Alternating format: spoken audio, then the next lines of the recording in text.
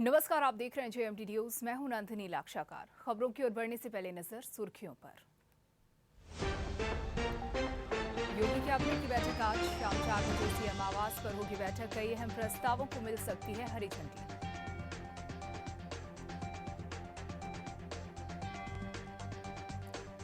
Deputy CM Brajesh Pathak का कानपुर दौरा आज। कई कार्यक्रमों में होंगे शामिल। विकास भवन कानपुर में करेंगे समीक्षा बैठक।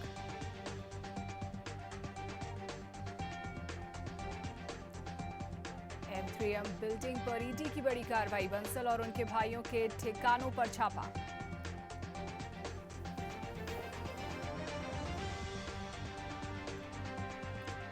बीजेपी की कैसरगंज में 11 और 10 जून को गोंडा में होगी रैली। बृजभूषण के विवाद के बीच रैली पर रहेगी नजर।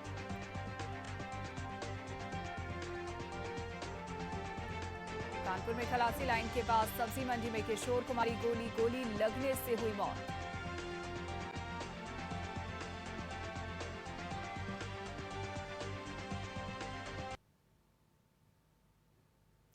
खबर सबसे पहले लखनऊ से आपको बता रहे हैं। योगी कैबिनेट की आज बैठक होनी है। शाम 4 बजे सीएम आवास पर यह बैठक होगी, जिसमें कई अहम प्रस्तावों को हरी झंडी मिल सकती है। लखनऊ से इस वक्त की एक खबर। योगी कैबिनेट की अहम बैठक आज शाम 4 बजे बैठक होगी। सीएम योगी बैठक की अध्यक्षता करेंगे।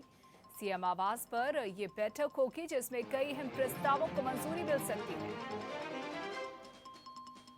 तो खबर लखनऊ से आपको बता रहे हैं। आज योगी कैबिनेट की अहम बैठक होनी है। शाम 4 बजे सीएम आवास पर होगी बैठक। कई अहम प्रस्तावों को मिल सकती है हरी झंडी।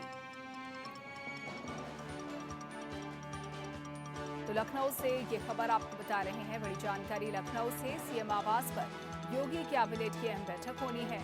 शाम 4 बजे सीएम आवास पर यह बैठक होगी। बैठक की अध्यक्षता सीएम योगी आदित्यनाथ करेंगे और इस बैठक में कई अहम प्रस्तावों को मंजूरी मिल सकती है।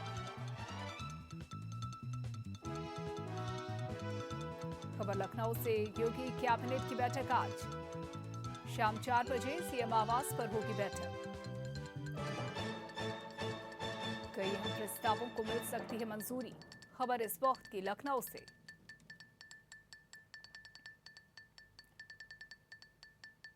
खबर लखनऊ से आपको बता रहे हैं। योगी कैबिनेट की आज बैठक होनी है।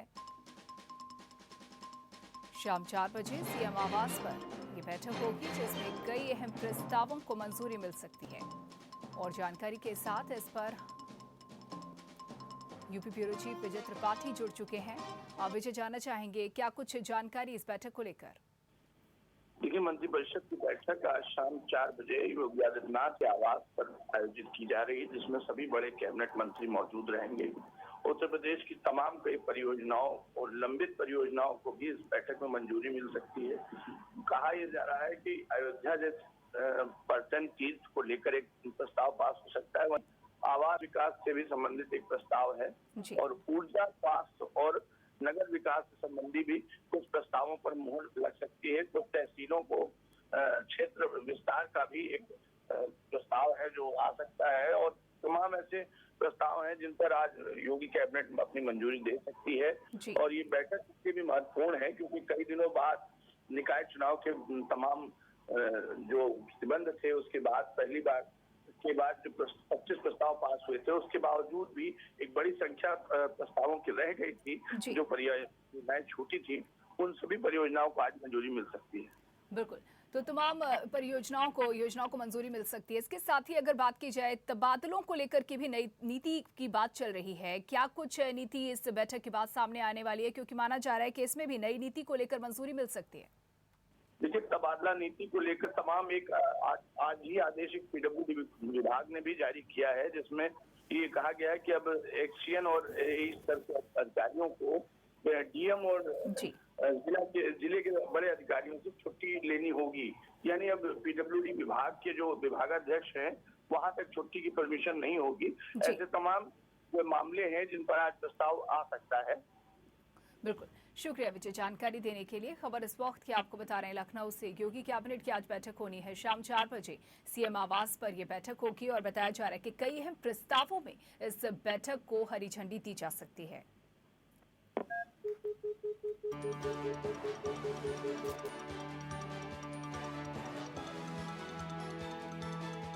आपको बता रहे हैं लखनऊ से। आपको बता दें कि योगी कैबिनेट की आज बैठक होनी है। शाम 4 बजे ये बैठक होगी सीएम आवास पर। योगी आदित्यनाथ ये बैठक लेंगे। आपको बता दें कि करीब 2 दर्जन प्रस्तावों पर इस बैठक में चर्चा होने वाली है और इसी वजह से इस बैठक को काफी अहम माना जा रहा है। कई अहम प्रस्तावों को इस बैठक में मंजूरी मिल सकती है, हरी झंडी दिखाई जा सकती है। तो वहीं राजस्व और औद्योगिक विकास विभाग के भी कुछ प्रस्तावों को माना जा रहा है कि इस बैठक में मंजूरी दी जा सकती है। इसके साथ ही तबादला सत्र 2023 से 24 के लिए नई नीति को भी मंजूरी दी जा सकती है। तो नई तबादला नीति को भी इस बैठक में मंजूरी दी जा सकती है। पूरी कैबिनेट इस बैठक में मौजूद रहने वाली है। सीएम योगी इस बैठक की अध्यक्षता करेंगे।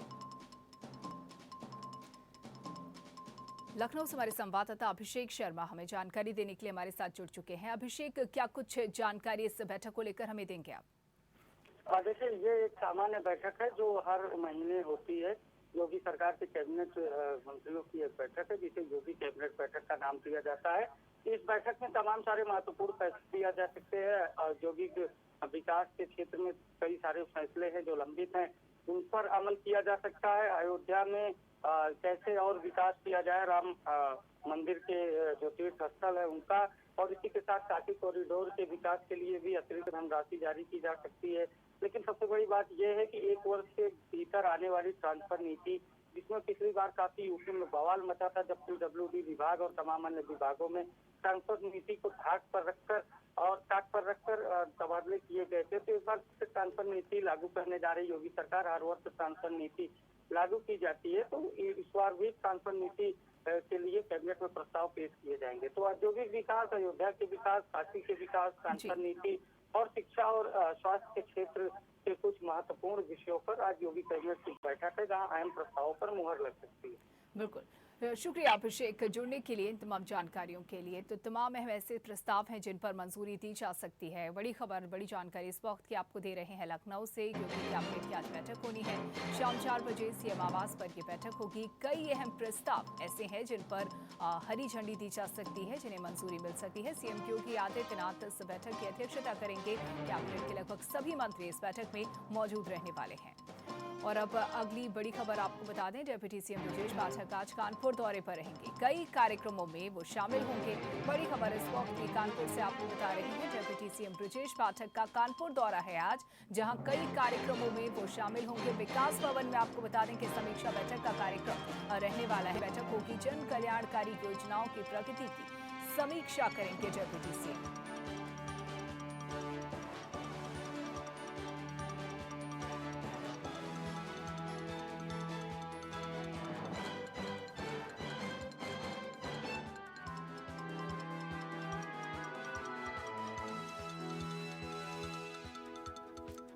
और इस पर जानकारी देने के लिए हमारे साथ ब्यूरो चीफ दीप त्रिवेदी जुड़ चुके हैं। दीप, क्या कुछ आज कार्यक्रम रहने वाला है डिप्टी सीएम का? देखिए, डिप्टी सीएम ब्रजेश पाठक 10 बजे करीब कानपुर पुलिस लाइन हेलीपैड पहुंचेंगे। फिर वहां से बाई रोड विकास भवन पहुंचेंगे, जहां पे जिले के अधिकारी हैं, पुलिस प्रशासन के अधिकारी हैं और संबंधित जो भी डिपार्टमेंट है उनके अधिकारी, उनके साथ वो बैठक करेंगे। विकास कार्यों को लेकर उसमें चर्चा करेंगे, क्या उनके शहर की जो प्रदेश में जो योजनाएं चल रही हैं सरकार की, उसमें क्या प्रगति है और क्या क्या लाभ लोगों को मिल सकता है, किस प्रकार से, उसको लेकर बैठक करेंगे और अधिकारियों को विशेष दिशा निर्देश देंगे। उसके बाद उनका एक कार्यक्रम लगा हुआ है जो पीएम मोदी के 9 साल पूरे हुए हैं कार्यकाल, उसको लेकर साउथ में एक कार्यक्रम प्रस्तावित है जहाँ पर प्रबुद्ध वर्ग का सम्मेलन है जिसमें डिप्टी सीएम को शिरकत करेंगे और युवाओं को जोश भरेंगे वहाँ पर। बिल्कुल, और जैसे कि 12 बजे संयुक्त मोर्चा का सम्मेलन भी होना है, क्या कुछ फॉर्मेट प्रारूप इस मोर्चा का, इस सम्मेलन का रहने वाला है? देखिए, जो प्रधानमंत्री नरेंद्र मोदी के 9 साल का जो कार्यकाल हो गया उसको लेकर बीजेपी ने एक रूपरेखा बना रखी है जिसमें रोज लगभग 1 महीने तक कार्यक्रम होंगे। उसी कार्यक्रम के तहत ये भी कार्यक्रम हो रहा है जिसमें ब्रजेश पाठक को पहुंचना है और जो वहाँ पे युवा लोग होंगे, जो युवा मोर्चा के जो लोग होंगे, उनको ब्रजेश पाठक वो प्रोत्साहित करेंगे और जोश भरेंगे। आगे क्योंकि लोकसभा चुनाव आने वाला है, उसको लेकर बीजेपी किसी भी प्रकार की कोई कसर नहीं छोड़ना चाह रही है, जिसको लेकर लगातार जो बीजेपी के आला शीर्ष नेतृत्व है और जो वरिष्ठ नेता है वो लगातार सभी जिलों में जा रहे हैं और बीजेपी की जो योजनाएं हैं उनके बारे में प्रचार प्रसार कर रहे हैं और जो उनके कार्यकर्ता हैं उनको आगे की रणनीति बनाने के और जैसे चुनाव लड़ना है उसका प्लानिंग कर रहे हैं। बिल्कुल। देखिए, जिस तरीके से 2024 को लेकर के कहीं ना कहीं प्लानिंग के तौर पर, स्ट्रैटेजी तैयार करने के तौर पर इन दौरों को काफी अहम माना जा रहा है, वहीं स्थानीय स्तर पर जो मुद्दे रहने वाले हैं उन पर किस किस पर फोकस सबसे ज्यादा रहने वाला है? देखिए, अभी हाल में ही निकाय चुनाव सब संपन्न हुए हैं और बीजेपी को बहुत ज्यादा संख्या, क्योंकि जितने भी प्रदेश में लोग मेयर के जो पद थे सभी पे बीजेपी ने अपना जीत हासिल की है। उसके बाद बीजेपी अपने आप को आगे मतलब जो वो आश्वस्त मान रही है कि वो जीते 2024 चुनाव में भी भारी मतों से ही विजय होंगे और ज्यादा सांसद उनके सभी शहरों में पहुंच जीतेंगे उसको लेकर। लेकिन बीजेपी हर समय इलेक्शन मूड में रहती है और हर समय तैयारी करती रहती है और जैसे 2024 चुनाव आने वाला है तो उसके लेकर भी बीजेपी ने ये पूरा प्रोग्राम बना लिया है और लगातार जो दौरे करते रहेंगे हर जिलों में। जो प्रमुख शहर हैं जहाँ पे बीजेपी का वो वोट बैंक ज्यादा है और जो जहाँ पे है किन किन मुद्दों पे बीजेपी को कहाँ वोट नहीं मिले इनको भी बारीकी से समझा जा रहा है। किन किन इलाकों में इनको वोट कम मिले हैं वहाँ पे काम करने की जरूरत है, वहाँ पे काम किया जाएगा।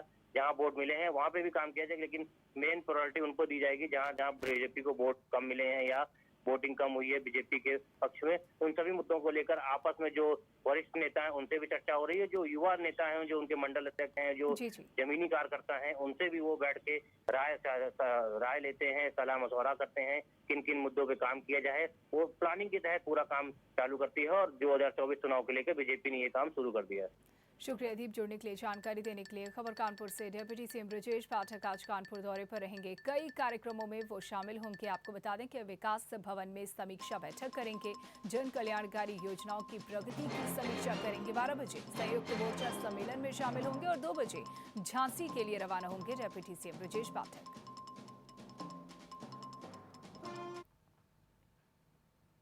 और अब खबर लखनऊ से। यूपी कांग्रेस को जल्द ही नया प्रभारी मिल सकता है। कई राज्यों में चुनाव के चलते प्रभारी पद छोड़ सकती हैं प्रियंका गांधी।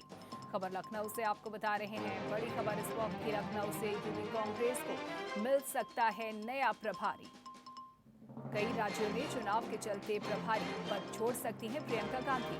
नए प्रभारी के तौर पर हरीश रावत, तारिक अनवर के नाम की चर्चा जोरों पर है। यूपी में नए प्रभारी के नाम को लेकर मंथन तेज। राहुल गांधी के विदेश से लौटने के बाद निर्णय होगा तो प्रदेश में जल्द नई कार्यकारिणी का भी होगा गठन। ब्रजलाल खाबरी लोकसभा चुनाव तक बने रहेंगे अध्यक्ष। और जानकारी के साथ हमारे संवाददाता अभिषेक शर्मा हमारे साथ जुड़ चुके हैं। अभिषेक, क्या कुछ जानकारी देंगे हमें? यूपी में जो प्रभारी बनाई गई थी प्रियंका गांधी, तो विधानसभा चुनाव के बाद से ही सक्रिय नहीं थी। लगातार पार्टी के नेता मांग कर रहे थे कि प्रियंका गांधी को लखनऊ आना चाहिए, लेकिन प्रियंका गांधी पार्टी के कामों के चलते काफी व्यस्त थी और लखनऊ आने में बार बार असमर्थता जता रही थी। ऐसे में अब जो यूपी कांग्रेस है उसको एक नया प्रभारी मिल सकता है। हरीश रावत उत्तराखंड के पूर्व मुख्यमंत्री और तारिक अनवर, इन दोनों नेताओं के नामों पर बहुत तेजी से चर्चा हो रही, जिसमें संभावनाएं हरीश रावत के नाम की ज्यादा है क्योंकि मुख्यमंत्री रहे हैं, संगठन में कार्य करने का अनुभव रहा है। तो ऐसे में यूपी प्रभारी के रूप में हरीश रावत की नियुक्ति आने वाले 2 से 3 दिनों के भीतर कांग्रेस के द्वारा की जा सकती है। बिल्कुल। जिस तरीके से प्रियंका गांधी जब से प्रभारी नियुक्त हुई थी तब से उनकी सक्रियता काफी कम देखी जा रही थी और लगातार इसी वजह से मांग भी उठ रही थी नए प्रभारी को लेकर। लेकिन अब ये जो नाम सामने आ रहे हैं, क्या लगता है किस तरीके का इन पर जिम्मेदारी दी जा सकती है? किस तरीके की सक्रियता की उम्मीद? देखिए, सक्रियता प्रियंका गांधी की तभी तक थी जब तक 2022 के विधानसभा चुनाव थे। कांग्रेस 2 ही सीटें जीती, लेकिन कांग्रेस ने पूरे उत्तर प्रदेश में माहौल बनाया। प्रियंका गांधी ने जीती और मेहनत, लेकिन उसके बाद प्रियंका को भी लगा होगा कि कांग्रेस के लिए उत्तर प्रदेश एक बंजर जमीन जैसा है, जहाँ कितना भी हल चलाया जाए कुछ फसल नहीं उगने वाली है। तो ऐसे में अब उस बंजर जमीन पर हरी फसल उगाने के लिए पुराने राजनीतिक अनुभवी व्यक्ति हरीश रावत या तारिक अनवर जैसे जो नेता उनको जिम्मेदारी दी जा सकती है। प्रदेश प्रभारी के रूप में अगर जिम्मेदारियों की बात की जाए तो संगठन के कामकाज पर नजर बनाए रखनी होती है। जो टिकट बंटवारा होता है उसमें प्रदेश प्रभारी मोहर लगाता है, ऊपर पैनल में नाम भेजता है राष्ट्रीय स्तर पर। और सक्रियता की बात की जाए तो यूपी में एक और जहाँ बीजेपी मिशन 80 की तैयारी में जुटी है, एक के बाद एक हो रही, सफल प्रशिक्षण अभियान कर रही है। बसपा गाँव से लोग अभियान में जुटी हुई है। तो कांग्रेस अभी प्रभारी नियुक्त कर रही, तो सक्रियता और सक्रिय होना दोनों राजनीति में कितना जरूरी है, ये बीजेपी, सपा और बसपा से सीखा जा सकता है। कांग्रेस सक्रियता के मामले में बेहद पीछे है। अब आने वाले जो प्रभारी होंगे वो कितने सक्रिय होते हैं, ये उनकी सक्रियता पर निर्भर करेगा। बिल्कुल। कब तक इसको लेकर के फैसला सामने आ सकता है, क्या उम्मीद की जाए? और इसके साथ ही जैसा कि नई कार्यकारिणी का भी गठन होने वाला है, इसमें किस तरीके की उम्मीद की जा सकती है? किस तरीके की अब अगली ये कार्यकारिणी होने वाली है? कांग्रेस में नहीं होगा, क्योंकि पहले ही 6 प्रांतीय अध्यक्ष और 1 प्रदेश अध्यक्ष नियुक्त किए जा चुके हैं। जिला अध्यक्ष भी बदले गए हैं। अभी बीच में जौनपुर और झांसी के जिला अध्यक्ष बदलने पर ब्रजलाल खाबरी जो प्रदेश अध्यक्ष है उनके लिए मुसीबत खड़ी हो गई। संगठन वैसा ही रहेगा, यूपी प्रभारी नियुक्त किए जाएंगे और मैंने पहले बताया कि 2 से 3 दिन के भीतर ये नियुक्ति की जाती है। शुक्रिया अभिषेक जानकारी देने के लिए। तो बड़ी खबर इस वक्त की आपको बता रहे हैं, लखनऊ से बड़ी जानकारी आपको दे दें, जहां यूपी कांग्रेस को जल्द ही नया प्रभारी मिल सकता है। कई राज्यों में चुनाव के चलते बताया जा रहा है कि प्रभारी पद छोड़ सकती हैं प्रियंका गांधी और नए प्रभारी के तौर पर हरीश रावत और तारिक अनवर के नाम की चर्चा जोर पर है।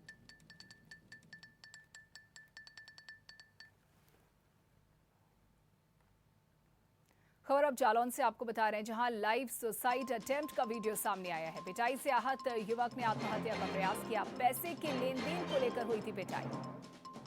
खबर जालौन से लाइव सुसाइड अटेम्प्ट का वीडियो आया सामने।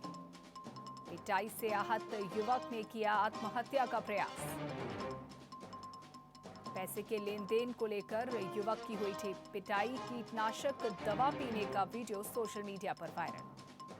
गंभीर हालत में जिला अस्पताल में युवक को भर्ती कराया गया है। थाना क्षेत्र के ग्राम पचोखरा का ये मामला है। तो खबर जालौन से आपको बता रहे हैं, जहां लाइव सुसाइड अटेम्प्ट का वीडियो सामने आया है। पिटाई से आहत होकर युवक ने आत्महत्या का प्रयास किया। पैसे के लेन देन को लेकर युवक की पिटाई हुई थी, जिसके बाद आहत युवक का कीटनाशक दवा पीने का वीडियो सोशल मीडिया पर हुआ वायरल। बता दें कि गंभीर हालत में युवक को जिला अस्पताल में भर्ती कराया गया। एड थाना क्षेत्र के ग्राम पचोखरा का ये मामला।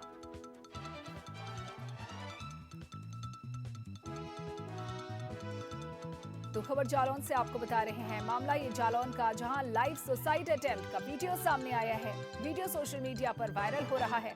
बताया जा रहा है कि पिटाई से आहत होकर युवक ने आत्महत्या का प्रयास किया।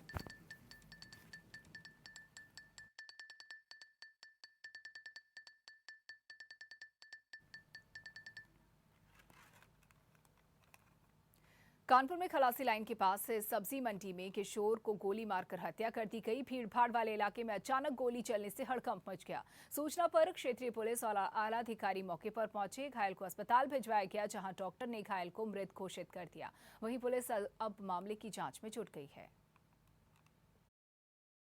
घटना ये हुई कि कम से कम 1.5 घंटा पहले की बात है कि एक छोटा सा बच्चा 17 साल की, उसकी हत्या दिन दहाड़े कर दी गई है।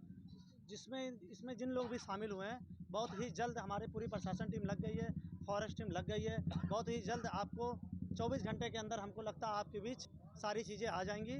और वो नाबालिग बच्चा है, इस प्रकार की उद्यमता जिसने भी की होगी तो ये वो भूल गया है कि ये माननीय मुख्यमंत्री योगी बाबा जी की सरकार है, जिस पे उसको कठोर से कठोर दंड दिया जाएगा, जिस तरह माफियाओं और लोगों को दंड दिया जाए। ये थाना क्षेत्र ग्वालटोली में खलासी लाइन सब्जी मंडी तिराहे के पास लगभग 8:22 की घटना है।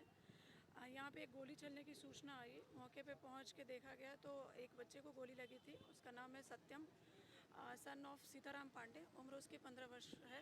उसको अभी पास के नज़दीकी अस्पताल में भर्ती कराया गया है और बाकी पुलिस जो है वो जो भी इनपुट्स आ रहे हैं उस पर काम कर रही है और छानबीन करके जो भी मुलजिम है उसका पता लगा रही है।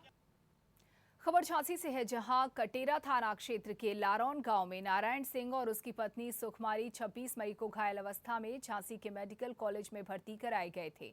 पति नारायण सिंह ने बताया कि गांव के कुछ लोगों ने सुखमारी को गोली मार दी है, जिससे उसकी मौत हो गई। पति नारायण सिंह के कंधे में गोली लगी है, उसे इलाज के लिए मेडिकल कॉलेज में भर्ती किया गया है। नारायण सिंह के द्वारा जिन लोगों पर आरोप लगाया गया उनके खिलाफ पुलिस ने मुकदमा दर्ज कर लिया है। विवेचना के दौरान सामने आया कि नारायण सिंह ने ही विरोधियों को फंसाने के लिए अपनी पत्नी को गोली मारी है और बाद में खुद को घायल कर लिया। इलाज के बाद नारायण सिंह की गिरफ्तारी भी तय मानी जा रही थी। डिस्चार्ज होने से पहले नारायण सिंह ने अस्पताल की छत से कूदकर आत्महत्या कर ली। झांसी जनपद में थाना कटेरा क्षेत्र अंतर्गत 26/5/2023 को एक घटना हुई थी, जिसमें गांव लारों में एक हिस्ट्री शीटर है नारायण सिंह, उनको और उनका पत्नी को गोली लगी थी, जिसमें जो नारायण सिंह हैं उनका पत्नी को मृत्यु हो चुकी थी और नारायण सिंह को हाथ में गोली लगने से ये मेडिकल कॉलेज में हॉस्पिटल में भर्ती हुए थे। आज सुबह जब वो वॉशरूम गए थे तो तीसरे मंजिल से वो छलांग लगा दिए थे, जिसको उनको काफ़ी चोटें आई थी, जिसमें उनका पैर और हाथ में फ्रैक्चर आई थी। आज शाम को उनको मृत्यु हो चुकी है।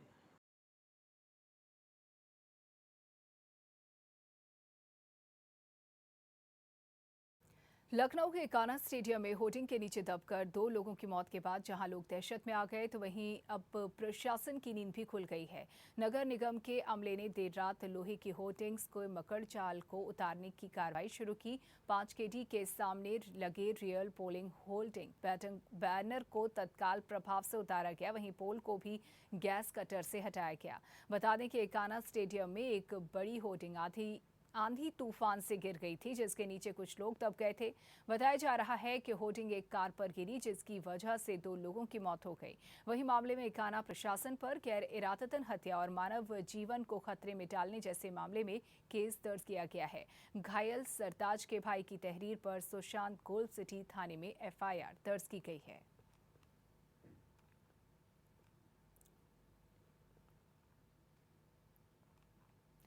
जनपद कानपुर देहात पुलिस को उस समय बड़ी सफलता हाथ लगी जब एक लूट की घटना को पुलिस ने खुलासा करते हुए एक बाइक सवार लुटेरे को लूटे गए माल के साथ गिरफ्तार किया। वहीं पुलिस की गिरफ्त में आए बाइक सवार लुटेरे के खिलाफ यूपी के विभिन्न जनपदों में करीब 2 दर्जन से भी ज्यादा संगीन धाराओं में मामले दर्ज हैं। पुलिस की गिरफ्त में आया लुटेरा अपने साथियों के साथ मिलकर बाइक की लूट की घटना को अंजाम देता था। जनपद कानपुर देहात में बीते दिनों पिता पुत्र के साथ बाइक सवार लुटेरों ने लूट की घटना को अंजाम देकर फरार हो गए थे, जिसके बाद से पुलिस घटना के अनावरण में लग गई थी। अब पुलिस को सफलता हाथ लग गई।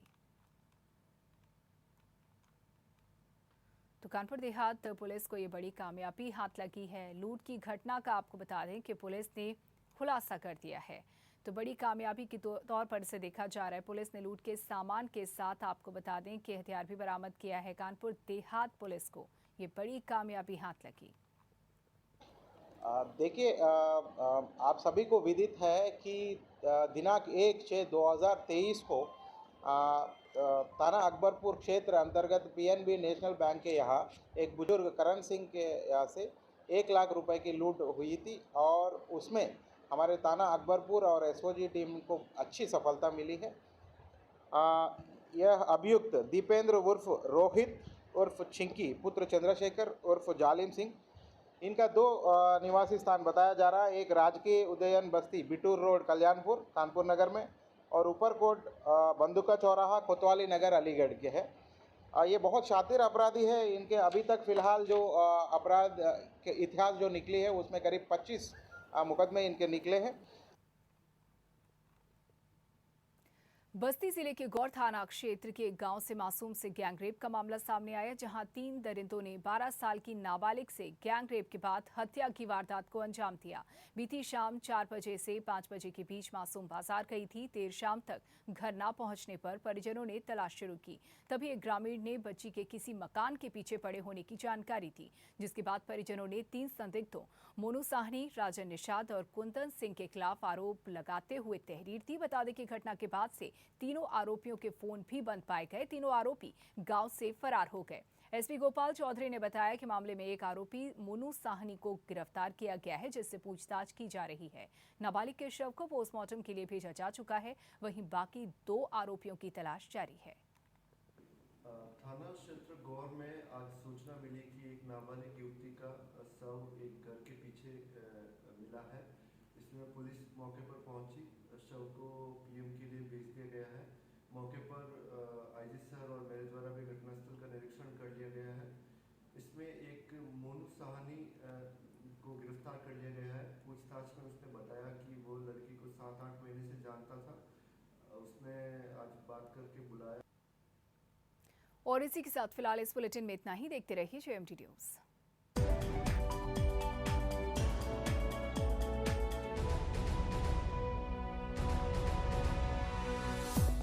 शंकर कार्तिक नेत्रालय अब आपके शहर कानपुर